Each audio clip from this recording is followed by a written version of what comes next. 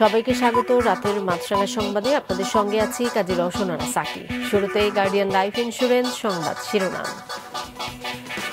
সমবায়ের মাধ্যমে দেশে কৃষি উৎপাদন বাড়ানোর তাগিদ দিয়েছেন প্রধানমন্ত্রী শেখ হাসিনা। টুঙ্গিপাড়ায় দারিয়াকুল গ্রাম উন্নয়ন সমিতির সদস্যদের সঙ্গে মত বিনিময়ে এ তাগিদ দিয়ে বলেন, দেশকে স্বাবলম্বী করতে হলে অনাবাদি সব জমি আবাদের আওতায় আনতে হবে।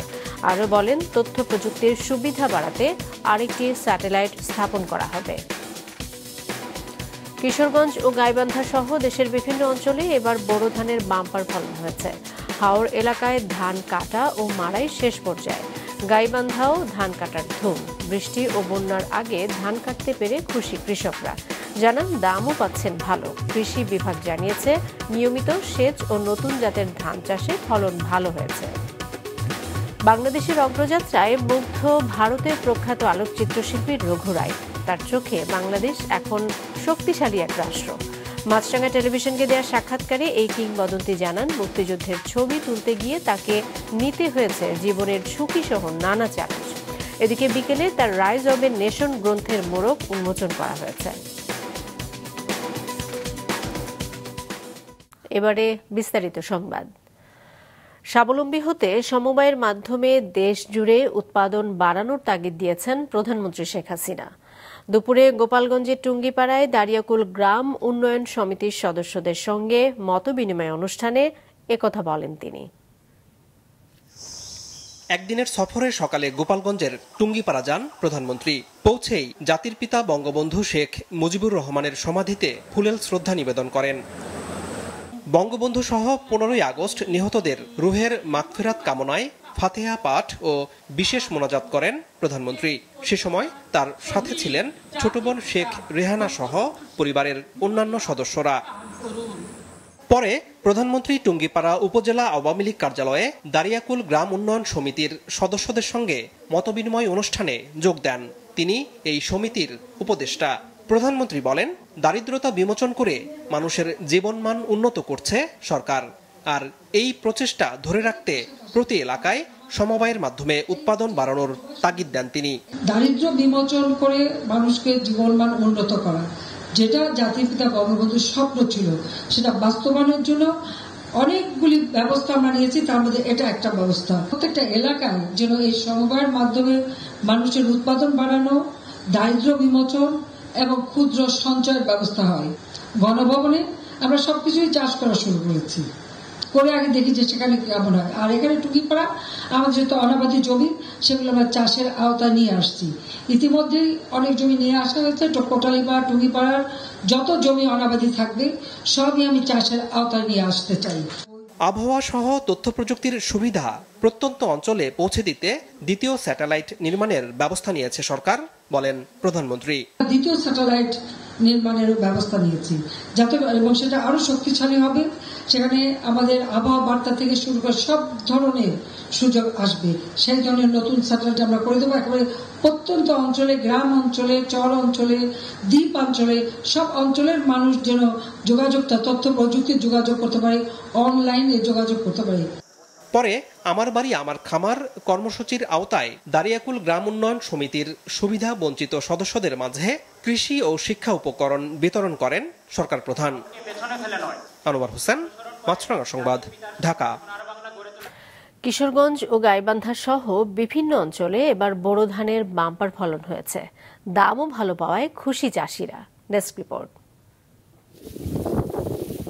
সোনালী ধান কাটা ও মাড়াইয়ে ব্যস্ত কিশোরগঞ্জের হাওর অঞ্চলের কৃষকরা। হাওরের নিম্নাঞ্চলের ধান কাটা শেষ হয়েছে আগেই। এখন চলছে উঁচু এলাকার ধান কাটা ও মাড়াই, তাও শেষ পর্যায়ে। বৃষ্টি ও বন্যার আগে ধান কাটতে পেরে খুশি তারা। কৃষকরা জানান, একর প্রতি 100 মণ ধান পেয়েছেন তারা, সেই সাথে দামও পাচ্ছেন ভালো। দাম ভালোই পাচ্ছি। দাম আমরা 89 পাচ্ছি 950 টাকা, আর ওই লোক আপনার 88 1000 টাকা। শ্রমিকদের পাশাপাশি হারভেস্টার দিয়েও ধান কাটা হয়েছে। এতে শ্রমিক সংকটে পড়তে হয়নি চাষিদের। গরমে দুর্ভোগ থাকলেও ধান কাটা, মাড়াই ও শুকিয়ে ঘরে তুলতে পেরেছেন তারা। কৃষকরা নতুন বীজ পাইছে, বীজ পালাইছে, এই কারণে ফলনটা ভালো হয়েছে। কিছুদিন তো তাকে যা তাহলে পুরো ফসলটা ওটাই বলতাম। এবার নতুন ধান করছি, অনেক ধান হয়েছে, রোদের মাঝে কাজ করছি, তারপরে আমরা কোনো কষ্ট লাগতেছে না। কৃষি সম্প্রসারণ অধিদপ্তর জানিয়েছে, পুরনো জাতের পরিবর্তে এবার প্রায় সবাই হাইব্রিড ধান সহ নতুন ব্রি 88, 89, 92 ও 98 জাতের ধান চাষ করেছেন। এতে ফলন হয়েছে বাম্পার। উচ্চ ফলনশীল নতুন জাতের আবাদ বেশি হয়েছে। তা হাইব্রিডের ক্ষেত্রে আমরা গড় ফলন এ পর্যন্ত 5.26 টন পার হেক্টর পেয়েছি এবং উপসির ক্ষেত্রে 4.17 টন পার হেক্টর। এদিকে নদীবেষ্টিত জেলা গাইবান্ধায়ও ধুম পড়েছে বোরো ধান কাটা ও মাড়াইয়ের। রীতিমতো দম ফেলার সময় নেই কারো। এখানেও ফলন হয়েছে বাম্পার। দাম ভালো পাওয়ায় উৎপাদন খরচের তুলনায় ভালোই লাভ হচ্ছে কৃষকদের। এবার ধানও ভালো হয়েছে, মানও ভালো হয়েছে, বাজারও ভালো আছে। এবার ধানের বাজার অনেক ভালো, আমরা অনেক খুশি। ধান অনেক ভালো হয়েছে, ধানের মানও ভালো, দামও ভালো। চিকন ধান আমরা 1000 টাকা পাচ্ছি, আর মোটা ধান পাচ্ছি 810 টাকা, 20 টাকা। তাপপ্রবাহের মধ্যে সেচ নিয়ে কিছুটা ভয়ে ছিল চাষিরা। তবে নিয়মিত সেচ দিতে পারায় ফলন ভালো হয়েছে বলে জানায় কৃষি সম্প্রসারণ অধিদপ্তর। ফলন অত্যন্ত সন্তোষজনক। যে ফসলগুলো কাটা হয়েছে অধিকাংশই আগামজাত হওয়ার পরেও আমরা 5 মেট্রিক টনের উপরে গড় ফলন পেয়েছি। কৃষি সম্প্রসারণ অধিদপ্তরের হিসেবে এবছর গাইবান্ধায় বোরো আবাদ হয়েছে 1,28,304 হেক্টর জমিতে। আর কিশোরগঞ্জে আবাদ হয়েছে 1,67,150 হেক্টর জমিতে। এর মধ্যে হাওরে চাষ হয়েছে 1,03,960 হেক্টর। উৎপাদন হয়েছে অন্তত 16 লাখ মেট্রিক টন ধান। হাসান মেহেদি, মাছরাঙা নিউজ ডেস্ক। বাংলাদেশের অগ্রযাত্রায় মুগ্ধ ভারতের প্রখ্যাত আলোকচিত্রশিল্পী রঘু রাই। তার তোলা 1971 সালে ভারতে আশ্রয় নেয়া বাংলাদেশি শরণার্থীদের দুর্দশার ছবি নাড়িয়ে দিয়েছিল বিশ্বকে। মাহমুদ কমলের রিপোর্ট। প্রাণ ভয়ে নিরাপদ আশ্রয়ের আশায় ছুটছে লাখো মানুষ, বৃদ্ধ, নারী কি শিশু, সবার চোখেই মৃত্যু ভয়, বেঁচে থাকার আকুতি। যে যেখানে পেরেছেন মাথা গুঁজার ঠাঁই খুঁজে নিয়েছেন সেখানেই। 1971 সালে পাকিস্তানি হানাদার বাহিনীর নৃশংসতায় ভারতে পালিয়ে যাওয়া বাংলাদেশিদের দুর্দশা আর মানবিক বিপর্যয়ের এমন দৃশ্য ক্যামেরায় ধারণ করেছিলেন ভারতীয় আলোকচিত্রশিল্পী রঘু রাই। জীবনের ঝুঁকি নিয়ে বাংলাদেশে ঢুকে ক্যামেরাবন্দি করেন মুক্তিযুদ্ধের বিরল ছবিও। সাদা কালো ফ্রেমের সেই ছবি আজও হয়ে আছে যুদ্ধকালীন বাংলাদেশের মানবিক বিপর্যয়ের শক্তিশালী দলিল, যা রঘু রাইকে এনে দিয়েছে ভারতের পদ্মশ্রী পুরস্কার সহ অনেক আন্তর্জাতিক অর্জন। তাকে বলা হয় ফাদার অফ ইন্ডিয়ান ফটোগ্রাফি। বাংলাদেশের ইতিহাসের সঙ্গে নিবিড়ভাবে জড়িত জীবন্ত এই কিংবদন্তি সকালে আসেন মাছরাঙা টেলিভিশনে। ফুল দিয়ে তাকে শুভেচ্ছা জানান ব্যবস্থাপনা পরিচালক বীর মুক্তিযোদ্ধা Anjan Chowdhury.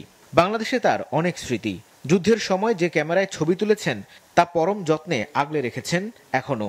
Hundreds of people were walking in and it was drizzling, it was raining and there was silence. Nobody was talking to anybody because the misery was common to all of them, leaving their homes and walking into a world which is unknown to them. So it was silence of misery. I thought I shouldn't speak. I should only hear the silence and the suffering.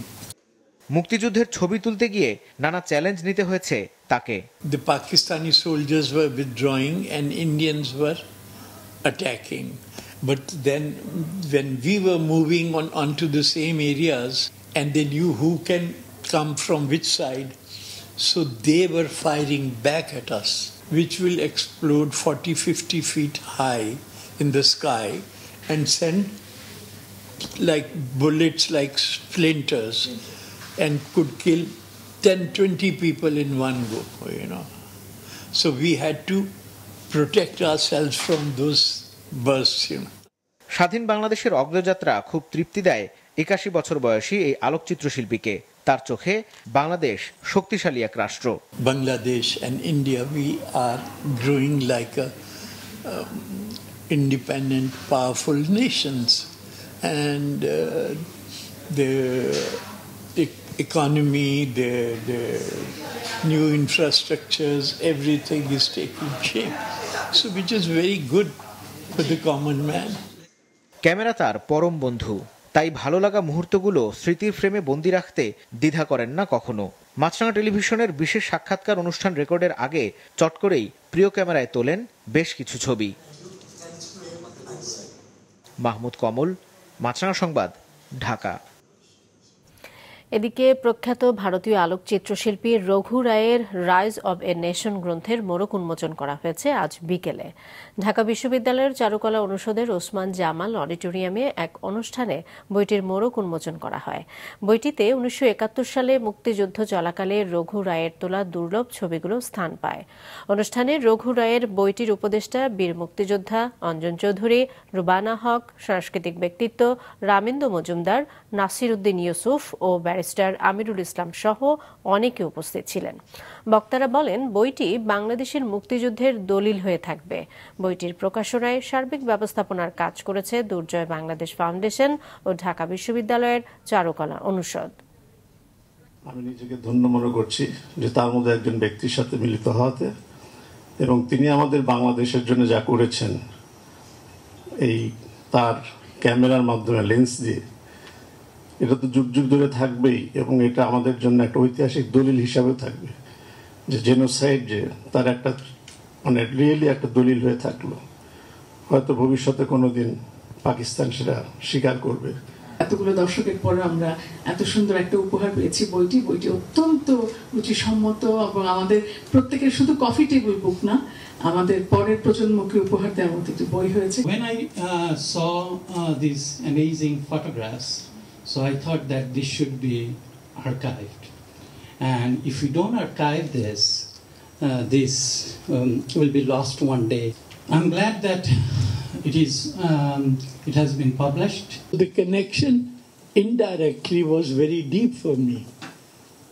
Now I can realize and say it, but at that time I was photographing like a madman, seeing similar things which I must have experienced in my childhood. Why wasn't I there? Which is not a possibility. And also when Gandhiji was there, Nehru was there, Patel was, Ambedkar was there, such great, magnificent men of our time. And what I have missed here is Bangabandhu Sheikh Mujibur Rahman. আন্দোলনের মাধ্যমে সরকার পতন ও নির্বাচন ঠেকাতে ব্যর্থ হয়ে BNP এখন সন্ত্রাস ও বিশৃঙ্খলা সৃষ্টির পায়তারা করছে মন্তব্য করেছেন আওয়ামী লীগের সাধারণ সম্পাদক ওবায়দুল কাদের। বিকেলে বঙ্গবন্ধু এভিনিউয়ে দলটির কেন্দ্রীয় কার্যালয়ে এক সভায় তিনি বলেন, বিএনপির সমাবেশ মানেই অগ্নি সন্ত্রাস, বিশৃঙ্খলা, রক্তপাত। জনগণের ইচ্ছায় আওয়ামী লীগ আবার ক্ষমতায় এসেছে, কোনো বিদেশি রাষ্ট্রের মদতে নয়। উপজেলা নির্বাচন নিয়ে ষড়যন্ত্র আছে মন্তব্য করে কাদের বলেন, প্রথম দফার ভোটে কোনো প্রাণহানির ঘটনা ঘটেনি, সেজন্য ইসি ও সরকারের ধন্যবাদ পাওয়া উচিত।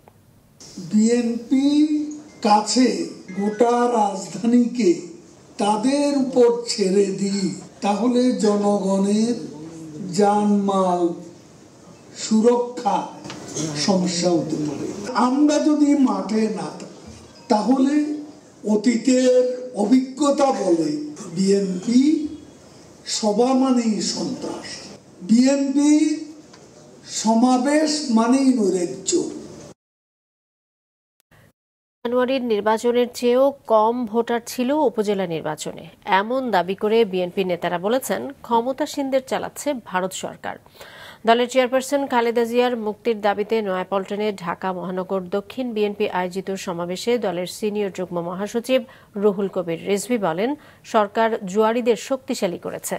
স্থায়ী কমিটির সদস্য গয়েশ্বর চন্দ্র রায় বলেন, সরকারের পায়ের নিচে মাটি নেই। জানান, বিএনপি নেতারা কিছুটা ক্লান্ত, তবে হতাশ নয়। নির্ভরযোগ্য ও মানসম্মত অনেক পণ্য নিয়ে ইউএস ট্রেড শো 2024-এ অংশ নিয়েছে রিমার্ক এলএলসি, ইউএস এর সহযোগী প্রতিষ্ঠান রিমার্ক হারলেন। মানুষের জীবনযাত্রার মান বাড়াতে রিমার্ক কাজ করে যাচ্ছে বলে জানিয়েছেন প্রতিষ্ঠানটির ব্যবস্থাপনা পরিচালক। আরও জানাচ্ছেন তাবাসসুম আহমেদ। বাংলাদেশে মার্কিন পণ্য ও সেবা প্রদর্শন এবং দ্বিপাক্ষিক বাণিজ্যিক সম্পর্ককে জোরদার করতে রাজধানীর একটি অভিজাত হোটেলে চলছে 29তম ইউএস ট্রেড শো। এই প্রদর্শনীতে সর্বাধুনিক প্রযুক্তিতে তৈরি নির্ভরযোগ্য পণ্যের সমাহার নিয়ে অংশগ্রহণ করেছে রিমার্ক হারল্যান্ড। জনপ্রিয় কালার কসমেটিক্স ও স্কিন কেয়ার ব্র্যান্ড রিমার্কের নিওর, সিওডিল, লিলি, ব্লেজ ও স্কিন, ম্যাক্স বিউ, ব্র্যান্ড হারল্যান্ড, অ্যাকনল ও অরিক্স সহ যুক্তরাষ্ট্রের অনেক পণ্য ক্রেতা ও দর্শকদের ভিন্ন এক অভিজ্ঞতা লাভের সুযোগ করে দিচ্ছে। পৃথিবীর সবচেয়ে সেরা কাঁচামাল দিয়ে তৈরি এবং সর্বাধুনিক মেশিনে সেটা প্রযুক্তি করা, এবং স্কিন কেয়ার, কালার কসমেটিক্স, এগুলো হচ্ছে ডার্মাটোলজি টেস্টেড। আমরা অথেন্টিক প্রোডাক্টস পাচ্ছি, যেটা হারল্যান্ড দাবি করেছে। এতদিন আমি শুনেছি, আজকে এসে দেখলাম। আন্তর্জাতিক মানসম্মত হওয়ায় রিমার্ক হারল্যান্ডের পণ্যগুলো দর্শনার্থীদের পছন্দের তালিকার শীর্ষে রয়েছে। সবচেয়ে ভালো লাগছে আমার হারল্যান্ডের স্মেল। যে ভালো দিক হচ্ছে আমার যেই 4-5টা শেড আমি দেখা যায় বিভিন্ন ব্র্যান্ড থেকে নিয়ে আসি, এগুলো সবগুলো শেডে হারল্যান্ডের কাছে আছে। American chamber of commerce in Bangladesh এবং ঢাকায় মার্কিন দূতাবাসের যৌথ আয়োজনে অনুষ্ঠিত হচ্ছে 3 দিনের এই ট্রেড শো। তাবাসসুম আহমেদ, মাছরাঙা সংবাদ, ঢাকা। বাংলাদেশ ক্রিকেট বোর্ড থেকে 20 লাখ টাকা এবং অন্যান্য স্পন্সর থেকে আর্থিক সহায়তা নিয়ে স্বাবলম্বী হওয়ার চেষ্টা করছে সাইক্লিং ফেডারেশন। কিন্তু দেশে সাইক্লিং আসলে কতটুকু সম্ভাবনাময় খেলা? শাকির রুবেনের বিশেষ রিপোর্ট। সরকার মাধ্যমিক শিক্ষা কার্যক্রমে যে 16টি খেলার উপর জোর দিয়েছে তার মধ্যে সাইক্লিং অন্যতম। কিন্তু আদতে দেশে সাইক্লিংয়ের অবস্থা কি? এক কথায় উত্তর করুন। সাইক্লিংকে এমন দুর্দশা থেকে মুক্তি দিতে তাই বাংলাদেশ ক্রিকেট বোর্ড থেকে যেমন ট্র্যাকের রেসিং সাইকেল কেনার জন্য 20 লক্ষ টাকা আর্থিক সহায়তা নিয়েছে ফেডারেশন, তেমনি নিজেরাও খুঁজছে স্পন্সর। 20 লাখ টাকা দিয়ে আমরা কোনোভাবেই ইয়ে করতে পারতেছি না। প্রেসিডেন্টের সাথে কথা বলছি, প্রেসিডেন্ট বলে যে এগুলো রাখো, এখন আমি আর কিছু অ্যারেঞ্জ করব, তাইলে অন্তত 4-8টা যদি আমাদের ভালো সাইকেল থাকে ন্যাশনালের জন্য। দেশের ক্রীড়া ফেডারেশনগুলোর মধ্যে স্বাবলম্বী এবং ধনী সংস্থা ক্রিকেট বোর্ড, তাই অন্যান্য ফেডারেশনেও যথেষ্ট পরিমাণ আর্থিক সহায়তা দেয় বিসিবি। আমরা ওটি দিয়েছি এবং আমরা যেই সহযোগিতাটুকু যেই ফেডারেশনকেই করা হয় না কেন, ক্রিকেট বোর্ড সেটা মনিটর করে যে তারা কি সেটাকে নিয়ে ঠিক ওই কাজটাতেই কাজে লাগাচ্ছে কিনা বা তারা করছে কিনা। সাইক্লিং হতে পারে দেশের অন্যতম সম্ভাবনাময় খেলা, কিন্তু এটার যে খরচ তাতে স্বাবলম্বী না হতে পারলে ফেডারেশনের কাজে গতি আসবে না বলে মনে করেন ক্রীড়া সংশ্লিষ্টরা। শাকির রুবেন, মাছরাঙা সংবাদ, ঢাকা। রাতের সংবাদ শেষ করছি, তার আগে গার্ডিয়ান লাইফ ইন্স্যুরেন্স সংবাদ শিরোনামগুলো আরও একবার। মানুষের জীবন মান উন্নয়নে কাজ করছে সরকার। টুঙ্গিপাড়ায় মত বিনিময় সভায় প্রধানমন্ত্রী সমবায়ের মাধ্যমে উৎপাদন বাড়ানোর তাগিদ। কিশোরগঞ্জ ও গাইবান্ধা সহ বিভিন্ন অঞ্চলে বোরোর বাম্পার ফলন, ভালো দাম পাওয়ায় খুশি চাষিরা, লক্ষ্যমাত্রা ছাড়িয়ে যাওয়ার আশা। বাংলাদেশের অগ্রযাত্রায় মুগ্ধ ভারতের প্রখ্যাত আলোকচিত্রশিল্পী রঘু রাই। এই কিংবদন্তির লেখা গ্রন্থ রাইজ অব এ নেশনের মোড়ক উন্মোচন। এই ছিল এখনকার মতো। ফেসবুকে আপডেট পেতে ভিজিট করুন মাছরাঙা টেলিভিশনের পেজে। ইউটিউব চ্যানেলে দেখতে পারেন আমাদের সংবাদ, প্রতিবেদন এবং অনুষ্ঠান। দর্শক, রাস্তায় ধুলো ও ধোঁয়া ফুসফুসের ক্ষতির কারণ হতে পারে, তাই জীবাণু ও ফুসফুসের সংক্রমণ থেকে সুরক্ষিত থাকতে ব্যবহার করুন ফেস মাস্ক। সঙ্গে থাকার জন্য সবাইকে ধন্যবাদ।